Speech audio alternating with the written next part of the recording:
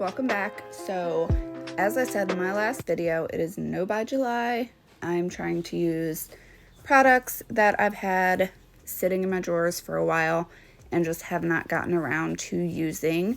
So I'm gonna do a little Shameless mani with Tulip is the pink, and then Lights Out is that gorgeous kind of dark charcoal gray with different color neon-y-ish flakes. I got some new finger rests from Chaos Concepts. I will leave everything linked down below. Everything I'm using in today's video is available, unlike my last video, and I apologize for that. So like I said, I'm gonna leave links to everything down below. I have kind of switched up my description box lately because I know some of you are kind of having a hard time finding like certain tools that I was using, like the precision tool, which I do still love that tool. I still use it. I'm only using my bamboo sticks just because before I got my precision tool, I bought so many of these toothpicks, so I'm just trying to use them up. So I still love my precision tool. I still have it linked down below. But I've kind of just switched up my description box. I'm trying to make it a little bit easier for you guys. So I have it kind of cut into 3 sections. So it's kind of like dip and liquids, and then there's a little nail art category. So if I'm doing any stamping or transfer foils or decals, it'll all be in that little section. And then the last one is like nail tools and accessories, which is where you will find the Chaos Concepts, the finger rests, and the organization type of tools. So I was just trying to make it easier for you guys, and I think for some of you it has been easier because I've gotten some messages from you guys that you like the way it's split up. So I'm just doing my basic dip application. I'm not doing any special nail art for this one. Between the shimmer and the pink and then the beautiful little foil pieces or flaky pieces in the darker dip, it really just didn't need anything else, and I've really been wanting to wear these 2 colors together just as is by themselves. The flaky dip does have like a pink purple little piece of flake in there that for some reason did not want to show up on camera while I was filming or in pictures, but I promise it matched. That's how I like to do, if you are ever wondering how I like to do my like solid and glitter combos. I know a lot of people will try to match like a solid to like the base of the glitter. I don't like to do that. I like to take, like if it's a multicolored glitter, I like to take the color of the glitter that's kind of shown the least in the glitter, and that's the solid color that I will do because it will make that one color in the glitter really stand out and pop. At least for me it does. So that's just a little insight of how I kind of pick my solid to glitter combos. All right, so now to what I actually want to talk to you guys about. I've actually been putting this off, talking about this topic for a while because part of me just didn't want to. And I will tell you why. I'm not trying to sound rude, I guess would be the word. Ever since other influencers and YouTubers have started making kind of like life as an influencer style videos where they share like their whole experience, how they got to where they are, opportunities that they didn't like or agree on, or just the whole influencer, ambassador, affiliate life, I guess. I won't do a video like that, but ever since those videos have come out, I've been getting a lot of like Facebook messages and Instagram DMs kind of asking me about my experience as an influencer. I'm not going to do a full video like that, and the reason why is every influencer is so different. I feel like that's why we're able to have so many of them, because no 2 of us are the same in our styles or our preferences or anything like that. So here's the deal. Here's why I won't do a official video like that, because if you are thinking about starting an Instagram or starting a YouTube or TikTok or whatever it is, for nails, I don't want to do a video and say, I did this and I did that and I turned this down and I would never do that and I don't like this. I don't want you to think that that's how it should be, if that makes sense. I don't want to influence how you want to be an influencer, if that makes sense. Now, if you ever have any questions, like if you get a opportunity with a company and you're just not sure about, you can always message me and I will give you my opinion, kind of tell you what I would do in that situation. But as far as doing a whole video on things that I did to get started, I'm not gonna do that. To be honest, the way I got started with my YouTube and Instagram, the thought of making money from this or getting free product never really crossed my mind, to be completely honest. I did not feel like my nails were good enough to where I was going to reach that status. I simply just wanted to help people. You guys want to know how my YouTube actually got started? I will tell you the story. Here's how. So I was loyal to Revel mainly. I mean, I love Revel, but mainly kind of because I had to be. You know, hubby was sick. We were doing dialysis treatments here at home and they were expensive. Even with insurance, it was like $2,000 a month for his dialysis treatments that we were doing. So I was using my points, you know, the reward points on the Revel website to, you know, get my dips at a cheaper price so that I could afford them. Well, I've always been like real big into crafts and stuff, so I always had like acrylic paint on hand all the time, which you guys know this. But this literally started with a giraffe and a doggy paw print nail art little design. So I did my nails. I would post, you know, my mani pictures in the Revel group and I would get so many comments. How did you do that? Can you show us how you did that? Tell us, whatever. So I would film little videos on my phone, not for YouTube, just short little like 2 or 3 minute videos, just showing them how I did the nail art. And I would post it in the Revel group and my videos would get deleted. And I would get the whole little message about how it was against their rules and all that. So it kind of got frustrating because I really just wanted to show people how I was doing these designs so that they could do them. And I was getting frustrated about it. It was annoying me. And honestly, it was Gabe. Gabe was like, well, why don't you just put your videos on YouTube and then nobody can take them down? And that's literally how it started. Gabe helped me do YouTube. He showed me how to do the whole video and upload and all that stuff. And my videos were awful at first. They really were. But that's how it got started. I just wanted to show people how to do designs. And then after, you know, I did my couple videos on how I did designs, it was, well, how do you dip your nails? And it kind of escalated from there.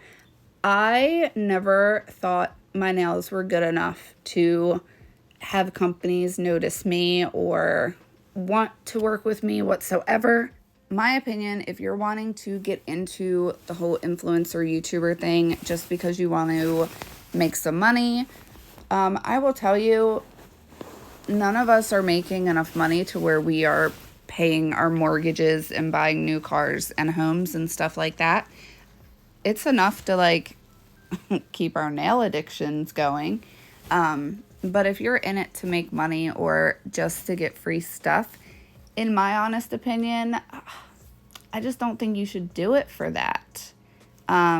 Because it's going to feel too much like work for you, I feel like. Because, you know, companies don't notice you right off the bat. They do notice people with a bigger following, more subscribers on their YouTube channel.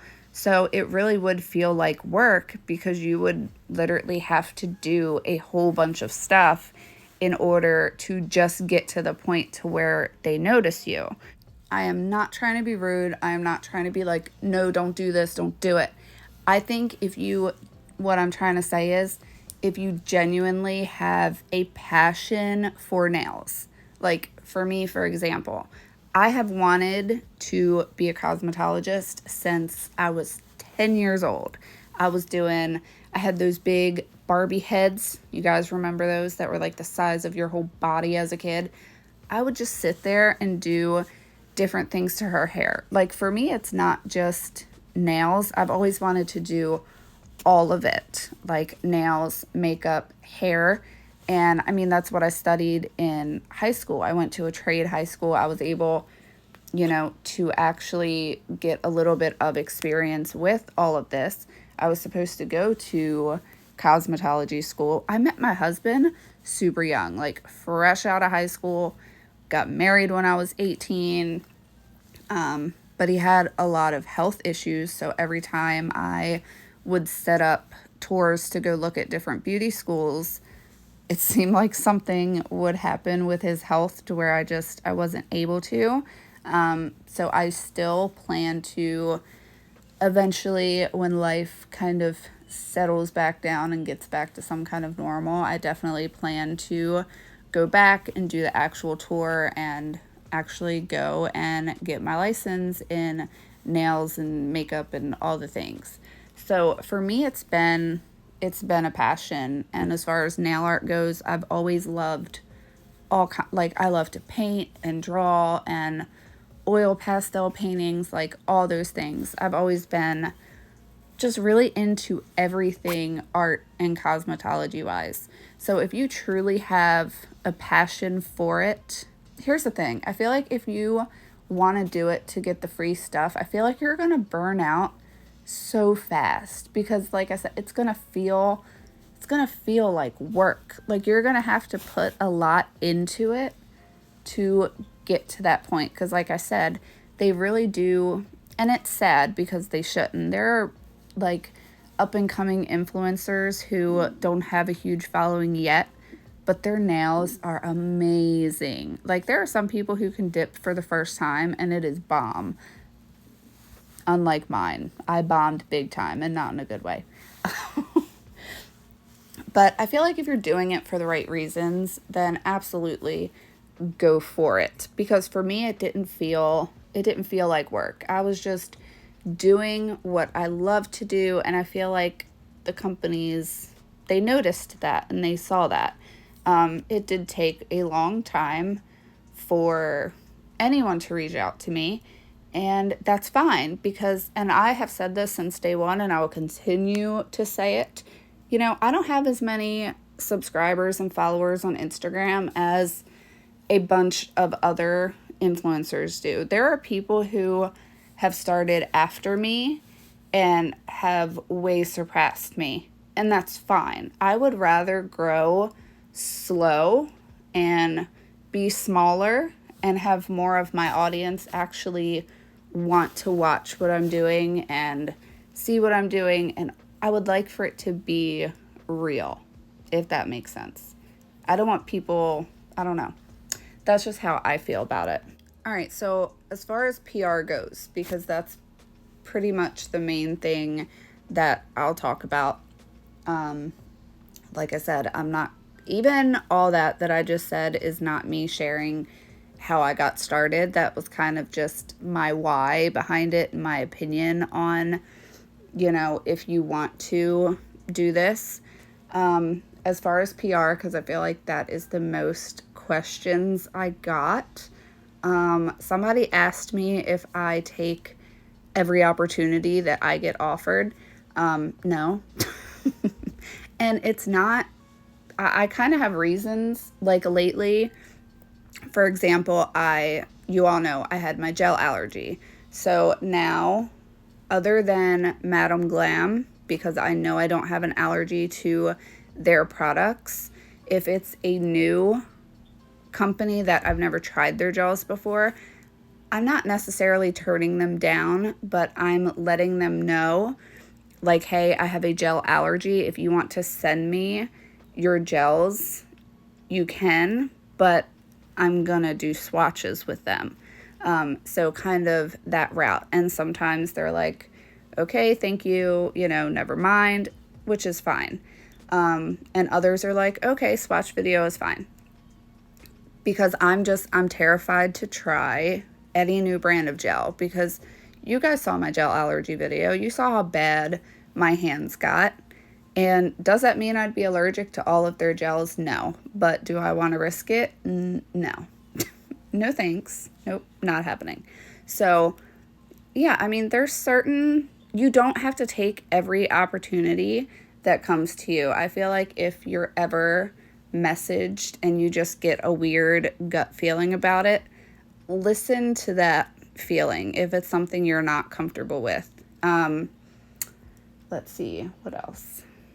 And whenever other companies reach out to me and they're like, oh, we want you to do a review, we want you to do a video on your YouTube, I make it very clear to them that I am very honest in my videos. If I ever do try out products and I don't like them, I'm going to tell you guys. I am. Like, for instance, I think Rossi was one of the first ones that kind of reached out to me and sent me a kit and was like, we want you to do a review. I was very honest with that review, if you guys remember, and it wasn't for me. I know some girls that love Rossi products. I don't like them. They're liquids. I've never had liquids give me such bad dip flu in my life. They sent me a full glitter kit. It took me like 4 dips to get full coverage on the glitter, and I totally get that they say that for them it's a buildable glitter. I don't want to build that much. I don't like my nails to be that thick. So I feel like being honest is important too. I would never take a offer where they're like, okay, you have to say these things. You can't say anything bad, anything negative. So I just like to be honest with you guys, because guess what? If I were to do a review on a product and I lie and I sit here and I'm like, oh, this stuff is great, it's fantastic, and then you guys go and order it and a bunch of you don't like it, guess who that falls back on? That doesn't fall back on the company, that falls back on me. So I just always want to be completely honest with you guys in all of my reviews and stuff like that. So I feel like that's important. But no, I don't take every opportunity that is given to me. Honestly, the last like 2 months, I have not taken any opportunities because I wanted to use what I already had, and I didn't want to, I don't know. I just kind of wanted to take a break and use the stuff I already had. I really missed doing my nail art type stuff. So that was pretty much why. You don't have to take every single offer that you're given. You also want to, before you take any offer, you want to find out from them what their expectations from you are. I think that's a big thing. You don't want to agree to something and then after you get it, they message you and be like, okay, we want you to do this, this, and this, and this. And it just could be overwhelming to you. So I think it's important to always get the expectations first before you agree to anything. So also, you will sometimes get messages from companies that say, oh, we want you to be an ambassador or an influencer and we'll send you some stuff. Those kind of messages, I never agree to that right away, ever. I refuse. It's just my thing. I know other people dive right in. That's fine if that's what you're into. I will never become an influencer or an ambassador for a company when I've never tried their products. So I'm not saying it's a red flag when you get those messages, but I think if you have it's very important to set your own standards for what you want to do. So those kind of messages, I'll message them back and say, that's kind of not how I do things. I always try a product first before I make any commitment with a brand. And some of them are super cool with it. They're like, okay, yeah, we'll send you the stuff. You can try it first. I don't know what's going on with my voice today, you guys. But, you know, they'll be cool with it. And other companies are like, well, no, we can't send you the stuff until you fill out our affiliate program, you know, paperwork. And at that point, I'm like, no, thank you. Because that's just, I don't want to put my name behind a product I've never tried before. So that is just me. I can't believe I've talked through this whole entire video, but I really wanted to get it done. I didn't want to have to do a part 2. If you guys have any questions, feel free, put them in the comments, send them to me on Instagram if you want to.